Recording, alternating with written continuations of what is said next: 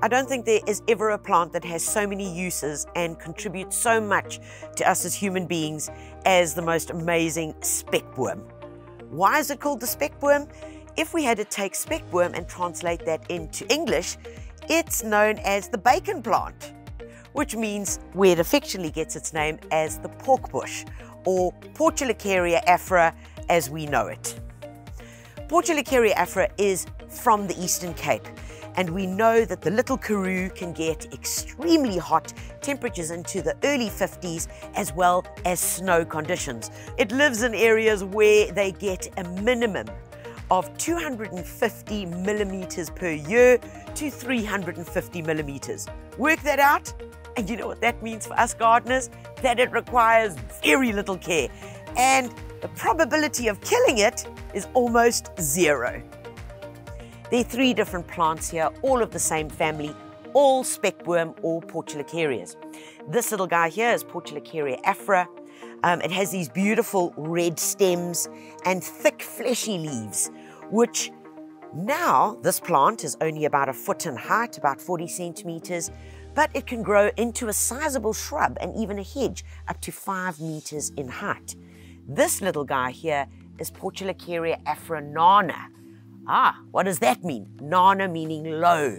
So this is a low prostrate grower with much smaller leaves. And this is simply a form with exactly like this, but with very, very small leaves, but more upright. You can see by the general shape of it that it could really also make a great pseudo bonsai. We've seen these little guys pruned and clipped, and compared to a normal bonsai, well, we know that it's going to need very little care and certainly be a great addition to your garden. Probably the most important reason why Spekboom has grown all over the country, in South Africa and across the world, is because of its amazing ability to absorb carbon. In fact, one little plant can absorb between 4 to 10 tons of carbon per hectare. Now that's quite an amazing fact. The plant also is able to absorb sunlight during the day, and with its special mechanism be able to photosynthesize at night. So besides being a carbon gobbler and a really tough plant, it also gets the most amazing flowers. In late winter and early spring, this little guy is covered in tiny little pink flowers. Once those little pink flowers dry out, they form little 3-winged bracts, which are completely spectacular. And when this little guy is in flower, the butterflies just come in masses. It also helps other pollinators, such as birds, and of course, the bees. Of course, this plant is the food of elephants, which is often why it's known as the elephant plant. And in older plants, which can reach up to 200 years old, if you look at the stem, you will actually understand why it's also called the elephant plant. And if you thought that was all that this humble little plant could give us, well, there's more. It's used as protective hedging for around kraals. It can also be used as a fire barrier between you and the natural environment, because this plant does not catch alight. The other aspect is that you can actually eat these leaves. During the day, in the heat of the day, they're quite acidic, but as the sun starts setting, they become less acidic. So choose your time when you're going to have a munch. You can add them to salads, and they add this really lovely bit of crunch and tartness, and not bad at all. Kind of make the taste buds go a bit wild. Adding a sprig to a cooking stew adds a wonderful acidity flavor, which also does help break down tough meats. This as well can be used if you're on a walk, really hot day, and you're feeling a bit dehydrated, because they're high in liquid. The liquid content of these little leaves, they help with dehydration.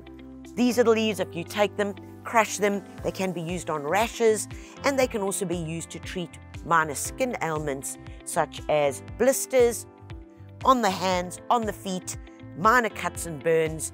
They work a charm.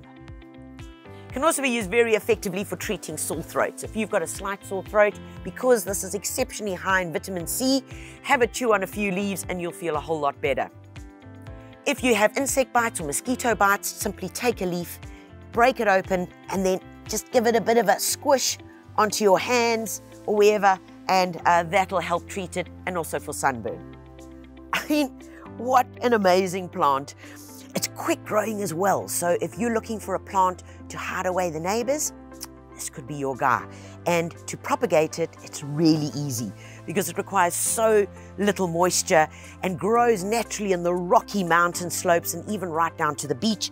All it is simply just break off a piece, as easy as that, and pop it into the ground. It's an all-rounder, guys, whether you're pruning it, whether you're putting it in a pot, or whether you're growing it as a hedge.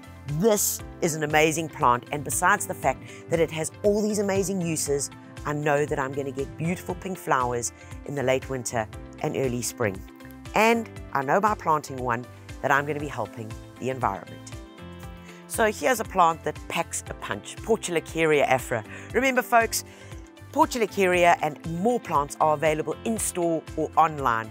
For more videos like this, visit the blog and check out our website for great gardening advice, hints and tips, and DIY. Get to builders and get it done.